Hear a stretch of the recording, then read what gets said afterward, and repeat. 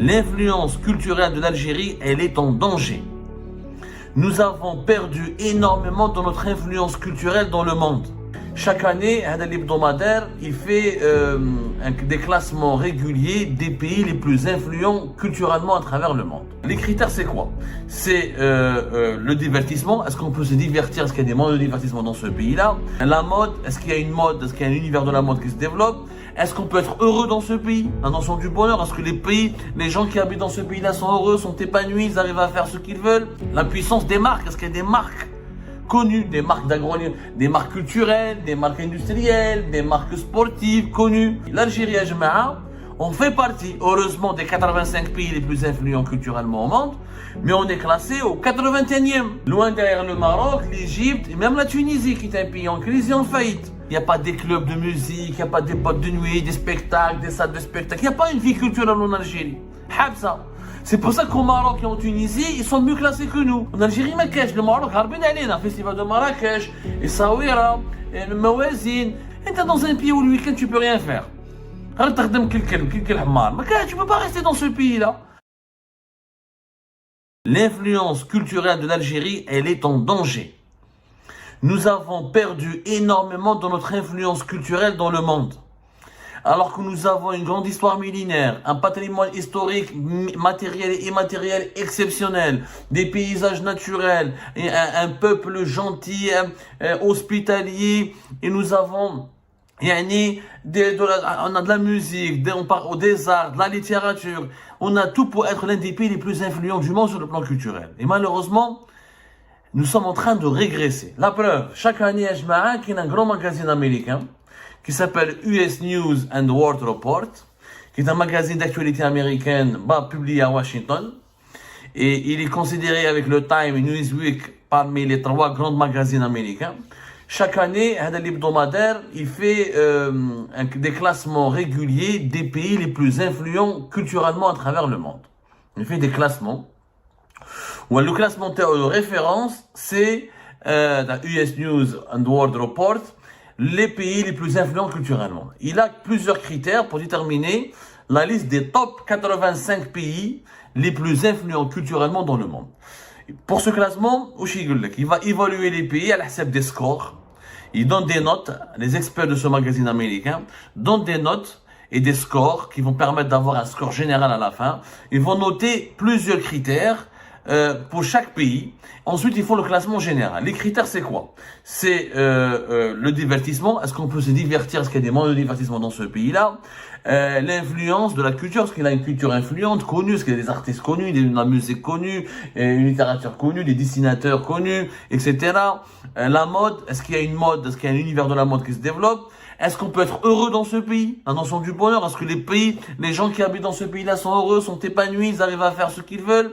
La puissance des marques. Est-ce qu'il y a des marques connues, des marques d'agroalimentaire, des marques culturelles, des marques industrielles, des marques sportives connues? C'est l'ensemble de ces critères qui permet à l'Algérie, qui permet plutôt à ce magazine américain US News, de classer les pays les plus influents culturellement. Quelle est la qualité de la vie? La situation politique du pays, l'ouverture pour les affaires, est-ce qu'on peut faire des affaires dans ce pays-là ou là? Donc, c'est ça ce qui permet d'avoir un score et d'après ce score global, on détermine le classement de ces pays. L'Algérie, à Jama'a, on fait partie, heureusement, des 85 pays les plus influents culturellement au monde, mais on est classé au 81e. On est fait partie parmi les 5 pays les plus influents de ce classement à l'US News. Ce qui n'est pas normal, ce qui est même anormal et dangereux. On est à la 81e position. À l'échelle africaine, on est le 9e pays africain le plus influent. On n'est même pas dans le top 5. On n'est même pas dans le top 3. Loin derrière le Maroc, l'Égypte et même la Tunisie, qui est un pays en crise et en faillite. Ce qui prouve que l'Algérie a subi une perte importante de son influence culturelle dans le monde. Une perte de vitesse importante. Et le score de l'Algérie, il ne cesse de baisser d'une année à une autre. C'est le Maroc qui est 38e, ou l'Égypte, elle est, regardez comme le classement général, l'Égypte 31e au monde, le Maroc 38e, l'Afrique du Sud 39e, tous ces pays-là nous dépassent. On est dépassé par le Kenya, la Tunisie 61e, le Cameroun fait mieux que l'Algérie 65e, le Ghana, la Zambie, ben je dis l'Algérie. L'influence culturelle, on est 77e au monde, et dans le classement global des pays les plus influents, on est 81e. Et on est sur 85 pays. Ce n'est pas normal. Alors que j'ai beaucoup de respect pour le Ghana, ou le Kenya, la Tunisie, mais nous sommes un pays qui a une histoire beaucoup plus millénaire, nous sommes beaucoup plus diversifiés, on a un pays beaucoup plus vaste, on a des paysages beaucoup plus diversifiés, beaucoup plus majestueux que beaucoup de ces pays africains que je respecte beaucoup. Et pourtant, ils nous dépassent. Ils nous dépassent. Pourquoi? Parce que sur certains critères, sur certaines catégories, on accuse un retard énorme. Et ce qui réduit l'influence culturelle dans notre pays. L'influence culturelle, c'est pas n'importe quoi. L'influence culturelle permet d'avoir des touristes, permet d'avoir des investisseurs étrangers, elle permet de donner de la puissance politique. Il y a des pays qui sont influents culturellement, qui arrivent à s'imposer sur la scène politique mondiale. Prenez le cas de la Corée du Sud. La Corée du Sud, grâce à la vague, grâce à sa musique qui commence à s'internationaliser, grâce à ses films, à ses séries, à son cinéma, la Corée du Sud est devenue une puissance politique importante de la région, qui concurrence le Japon, les États-Unis d'Amérique ou la Chine. Et c'est devenu un pays puissant et qui compte. La Turquie, regardez l'influence culturelle de la Turquie. Regardez grâce au feuilleton turc, grâce à la musique turque, à la gastronomie turque, à la restauration turque, au tourisme en Turquie, grâce à l'espoir turc, comment la Turquie a émergé et devenu parmi les 20 pays les plus puissants du monde. Et les cas sont nombreux. Les États-Unis d'Amérique, c'est la première puissance politique et économique, parce qu'elle est aussi la première puissance culturelle, grâce à son cinéma, Hollywood. Les films américains influencent le monde entier. La musique américaine, le divertissement, les stars de la pop américaine amusent et font rêver, et font fantasmer le monde entier. Ce qui permet aux États-Unis d'Amérique d'asseoir sa véritable domination, sa véritable puissance. La France demeure parmi les pays les plus influents grâce à son histoire, grâce à son cinéma, grâce à sa musique, grâce à ses artistes, grâce à ses écrivains. Et donc la France demeure parmi les pays les plus influents dans le monde. L'influence culturelle, elle est importante. Il n'y a pas que l'argent, ou là les armes, ou là les armées. La culture, le sport, on appelle ça le soft power. C'est ce qui permet à des pays de s'imposer au sein de la communauté internationale, sur la scène mondiale, et d'attirer le regard, d'attirer les projecteurs, les investisseurs, les touristes, et de devenir ainsi des pays importants, des carrefours d'échange importants. Là, on a tout pour avoir l'Algérie, elle a tous les atouts nécessaires. Mais malheureusement, on est très mal noté. Par exemple, qui n'est de l'influence culturelle, par exemple, la mode, elle est très peu développée en Algérie. Le divertissement, nous avons un score de 6 à peine. La mode, même pas 1 sur 10. Nous n'avons pas de grandes marques culturelles, nous ne sommes pas un pays assez moderne, nous ne sommes pas assez branchés, il n'y a pas des clubs de musique, il n'y a pas des boîtes de nuit, des spectacles, des salles de spectacle, il n'y a pas une vie culturelle en Algérie. Habsa. C'est pour ça qu'au Maroc et en Tunisie, ils sont mieux classés que nous. L'Égypte mieux classée que nous. Et pourtant, l'Égypte, là, par exemple, c'est une société aussi conservatrice, il y a plus de pauvres, plus d'inégalités qu'en Algérie. Mais l'Égypte arrive à organiser des événements culturels, des festivals, il y a des lieux de vie, il y a des lieux de divertissement. En Algérie, Marrakech, le Maroc, Harbin Alin, un festival de Marrakech, et Saouira, et le Mawazin. Malheureusement, durant l'époque de Bouteflika, on a essayé de faire des choses. Il y a eu des grands festivals, il y a eu l'année de la culture arabe, la culture islamique, le festival panafricain, il y a un certain nombre de festivals et d'organisations d'événements culturels qui ont élevé, qui ont amélioré l'image de l'Algérie et qui l'ont rehaussé, qui ont vraiment élevé, qui ont vraiment fait de notre pays un pays qui commençait à se réveiller, à revenir, à rompre avec son isolement politique et géopolitique, à ses problèmes qui datent des années 90. Je vois la décennie noire, nous avons vécu des choses terribles à cause des violences de la décennie noire, ou à cause des dérives du terrorisme et de la lutte, et des problèmes de la guerre civile, etc. Nous étions un pays qui a disparu pratiquement, qui a disparu de la scène mondiale. On est devenu un trou noir à cause de la décennie noire. On est traversé l'Algérie. L'Algérie, le terrorisme. L'Algérie, l'insécurité. L'Algérie, la terreur. Grâce, durant les 2 décennies de Bouteflika, bien sûr, c'est un régime corrompu, mafieux, et ça, Durant ces 2 décennies, il y a eu des efforts pour améliorer l'image de l'Algérie. Le pays est redevenu fréquentable, les compagnies aériennes sont revenues, pas uniquement à cause de la réconciliation nationale, mais à cause d'une politique culturelle.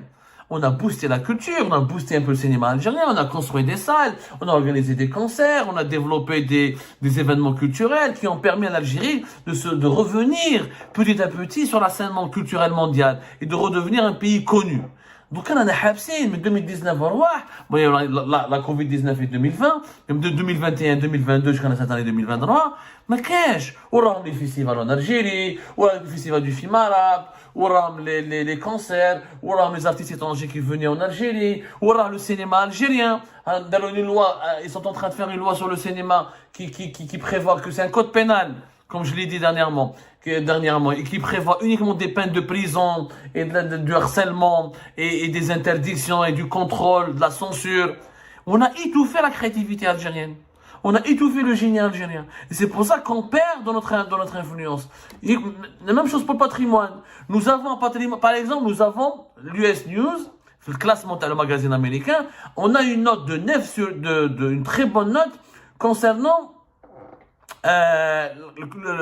l'accessibilité culturelle, parce que nous avons un patrimoine accessible, il y a des ruines partout, il y a des sites culturels, c'est accessible et c'est pas cher. Nous avons une histoire qui est riche, on est très bien classé, nous avons une bonne nourriture, on est très bien classé.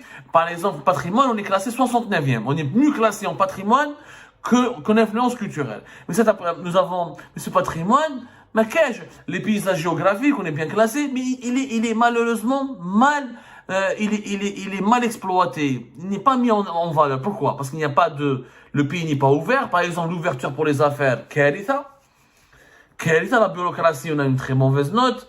La corruption, on a une très mauvaise note. La transparence des pratiques gouvernementales, on a une très mauvaise note. Donc on est mal classé et on se retrouve parmi les 10 derniers pays concernant l'ouverture pour les affaires. Et si un investisseur, quand on vient investir dans un pays, on cherche aussi à visiter ce pays, à vivre agréablement dans ce pays. On ne s'installe pas dans un pays où on est mal à l'aise, on n'arrive pas à sortir, on n'arrive pas à s'amuser, on n'arrive pas à se cultiver. Non, on ne peut pas s'installer dans un pays pareil. On s'installe, on investit son argent dans son pays, on ouvre des entreprises dans des pays qui sont accueillants, où il y a du divertissement, où les enfants peuvent aller à l'école, où on peut sortir le week-end. Et t'es dans un pays où le week-end tu peux rien faire. Tu peux pas rester dans ce pays-là. Donc malheureusement, nous n'avons pas d'ouverture pour les affaires, on n'attire pas les investissements étrangers parce qu'on a un environnement politique et social qui est inadapté. La qualité de la vie, kiff, on a une mauvaise qualité de vie. On est classé 81e au monde. Sur 85 pays, parmi les 4 derniers pays concernant la qualité de la vie. C'est vrai, c'est pas cher, c'est abordable, le marché du travail, mais il n'y a pas de convivialité familiale, on peut pas sortir comme on veut. Avec la femme en Algérie, quand tu sors avec ta fiancée ou avec ta copine, c'est compliqué. La stabilité politique, même si là on a un problème, il n'y a pas de problème particulier d'insécurité, mais le système de santé n'est pas développé, le système scolaire n'est pas développé comme il faut. C'est des critères qui font d'un pays, il est influent, c'est très important. Nous sommes en train de perdre notre influence. L'influence d'un pays, ce n'est pas uniquement une armée forte, un État fort. Non, c'est pas vrai. L'influence d'un pays, c'est d'abord son économie et sa culture. Et sa culture aussi. Nous sommes faibles en économie, le pétrole ou le gaz. Et nous sommes aussi faibles en culture, on n'exporte plus des produits culturels, notre culture ne rayonne plus. Alors qu'on a de la cuisine jusqu'à notre histoire, en passant par nos artistes, on a tout pour être parmi les pays les plus influents au monde. Maintenant, nous sommes que 9e pays africain. Notre influence est en train de baisser des pays comme la Zambie, comme le Cameroun, comme l'Afrique du Sud, l'Égypte, le Maroc, mais je peux comprendre. Mais Kenya, la Tunisie en crise, le Cameroun, le Ghana, la Zambie font mieux que l'Algérie. Ce n'est pas normal. Il est temps de se redresser, de se remettre en cause. Il est temps de chercher des véritables solutions pour retrouver notre niveau d'influence culturelle. C'est très important, des influences culturelles. L'Algérie a tous les atouts nécessaires pour être une nation rayonnante et influente. Mais malheureusement, ces dirigeants, avec leur mauvaise politique, avec la dictature, avec la répression, avec l'étouffement de la créativité, de l'innovation, l'étouffement des génies, avec un mauvais environnement social et politique, économique, on est en train de régresser, de décliner, et des pays africains avec des moyens beaucoup plus modestes que nous, par rapport à nous, moyens gigantesques, par rapport à la Zambie, le Cameroun et le Ghana, arrivent à mieux faire que nous, à devenir beaucoup plus influents culturellement que l'Algérie. C'est malheureux. Il est temps de se réveiller, de se révolter. Il est temps de redresser, de retrousser les manches et de travailler, de bâtir notre pays, et d'améliorer et de préserver sa place au sein des grandes nations de ce monde.